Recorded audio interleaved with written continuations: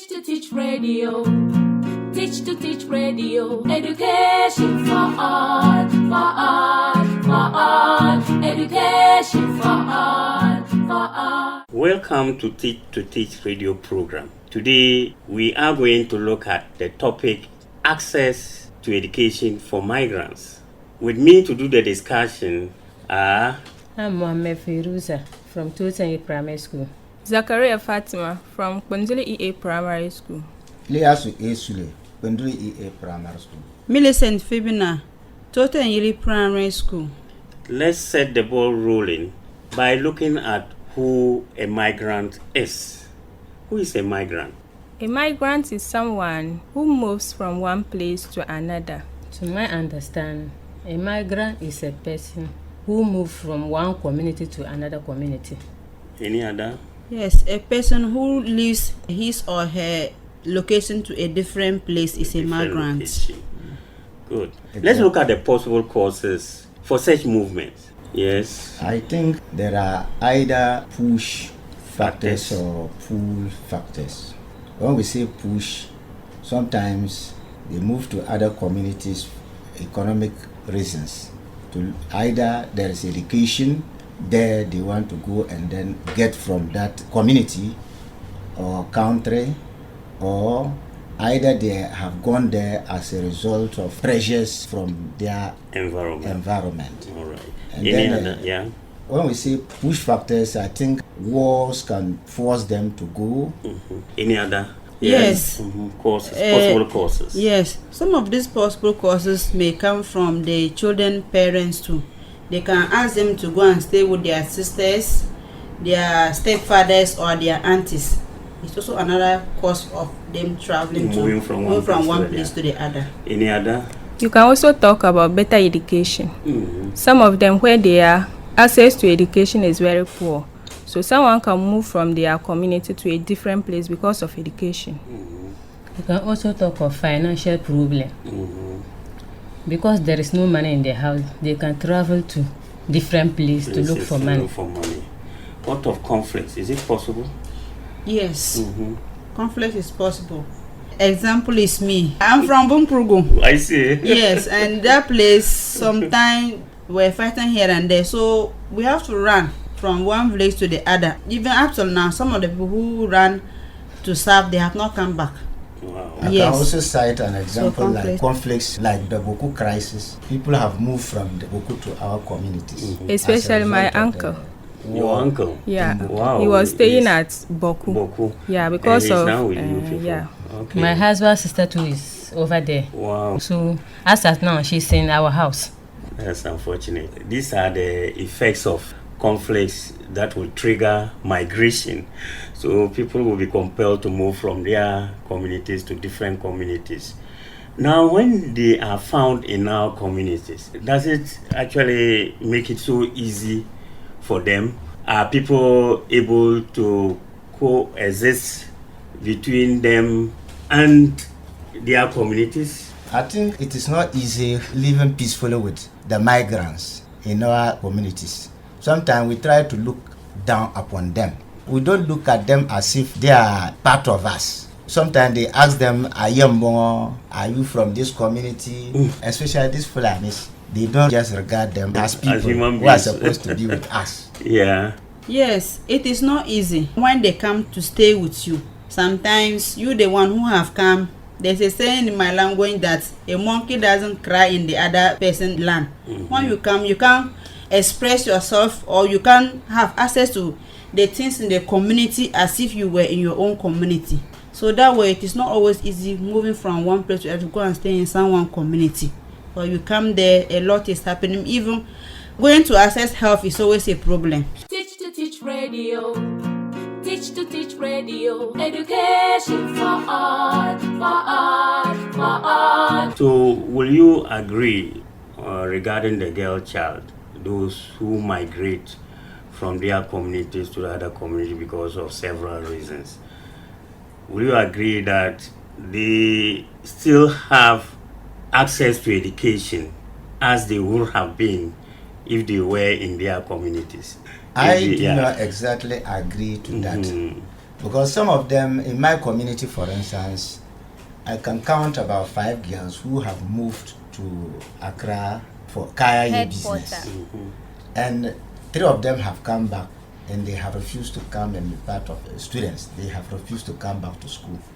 And most often, sometimes they even come home pregnant or carrying babies.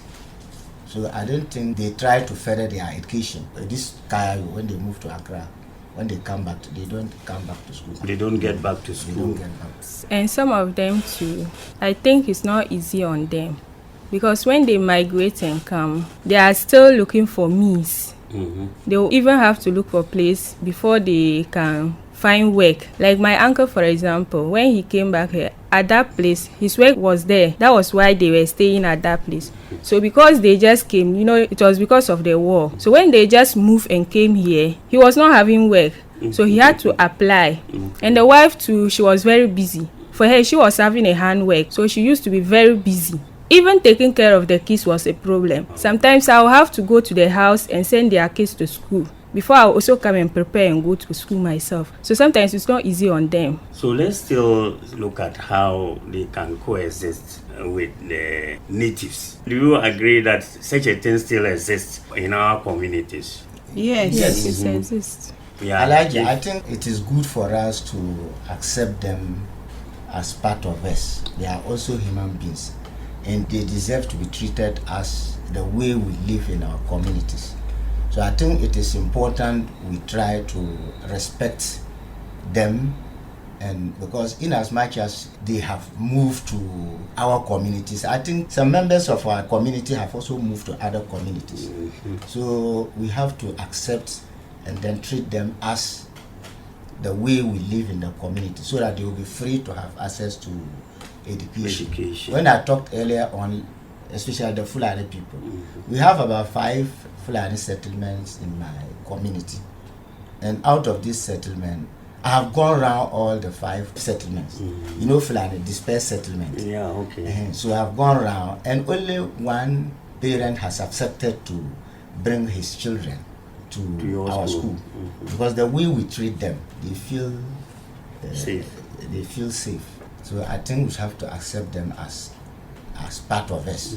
And some of us too, the community members or the students in the school, we make fun of them, especially the Fulanis that Master just said. Yes. Yeah. So it's best that we should know the way we talk to them. They are just like us. We are all humans. I think the way we talk to them is not good. So we should know how to talk with them. We should live peacefully.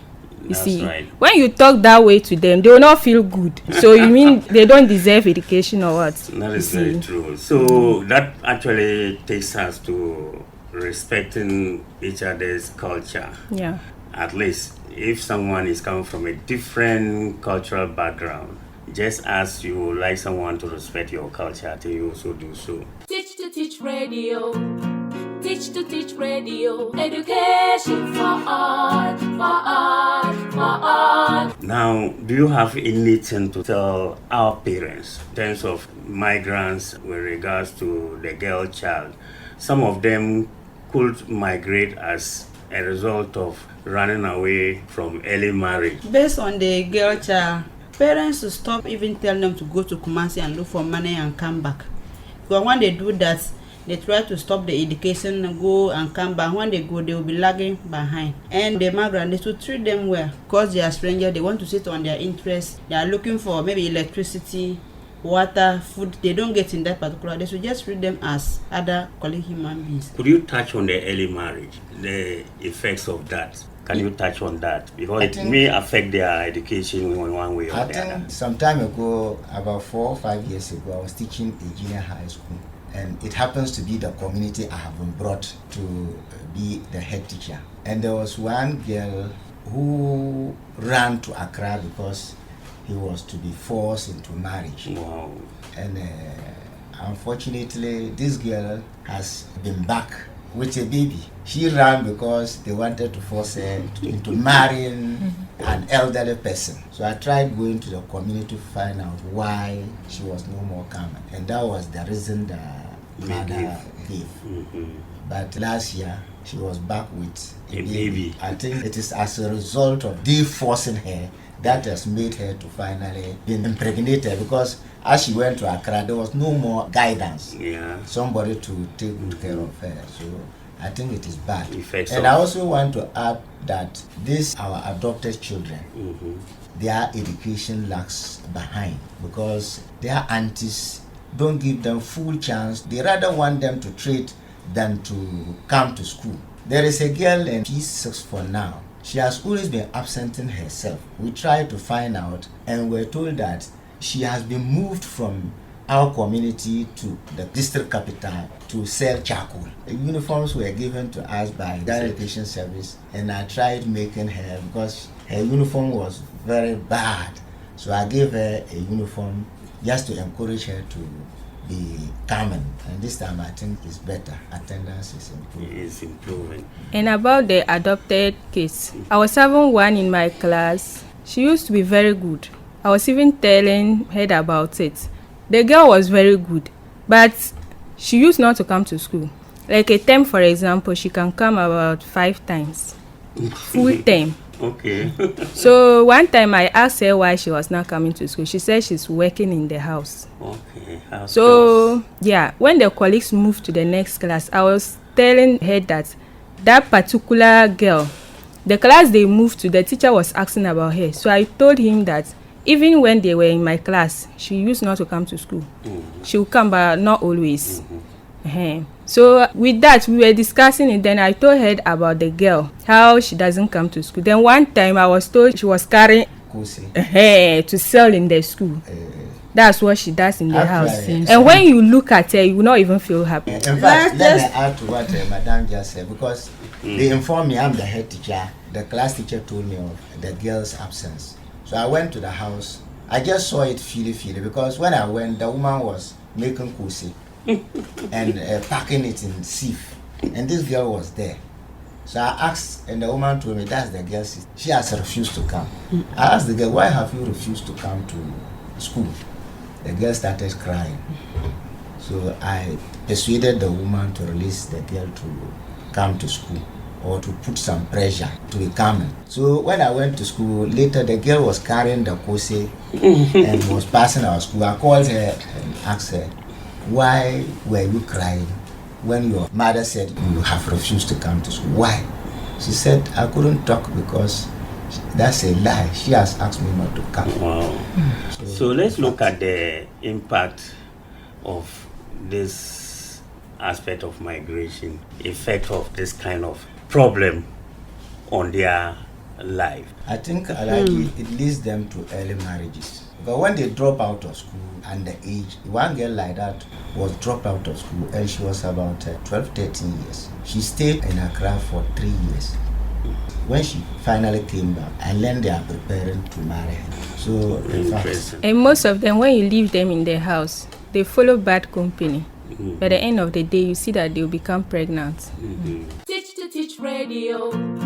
Teach to Teach Radio. Education for all, for all, for all.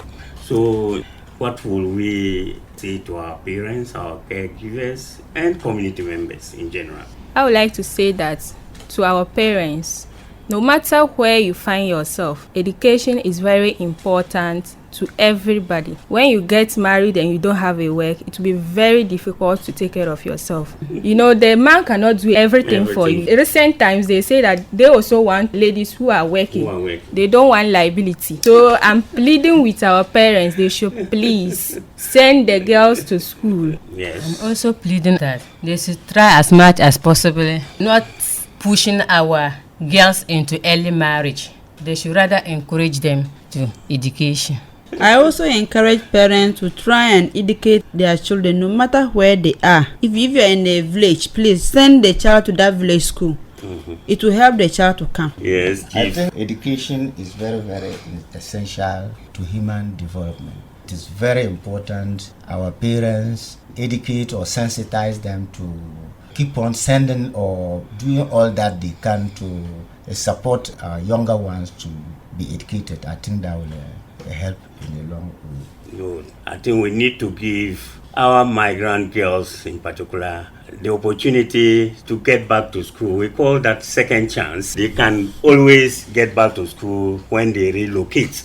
In School for Life, for instance, we ensure that we establish classes for such migrants so that they will not be denied of schooling. So on this note, we want to thank you very much for making time with us. God's willing, next week we shall call on you again to be with us on a different topic. Thank you for coming. Thank you. Thank you. Teach to Teach Radio. Teach to Teach Radio. Education for all, for all, for all. Education for all, for all. Hi, this is Wiyala. I support Teach to Teach because education changes lives, especially for girls. So let's take advantage of the positive impact education can have on our lives, our communities, and our people. Teach to Teach is produced by Teach to Teach International in collaboration with the Center for Literacy and Vocational Studies, Ronin Africa, and Radio Savannah. You can find Teach to Teach International and Teach to Teach Radio on YouTube, Twitter, and Facebook.